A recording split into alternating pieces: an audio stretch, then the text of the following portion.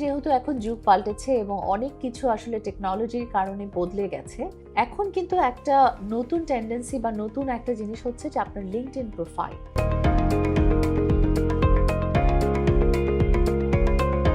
আপনি যদি একটা চাকরিতে অ্যাপ্লাই করে থাকেন, আপনার কন্ট্যাক্ট অ্যাড্রেসে কিন্তু আগে আমরা শুধুমাত্র অ্যাড্রেস দিতাম, ফোন নাম্বার, তারপরে ইমেল অ্যাড্রেস দেওয়া শুরু করলাম।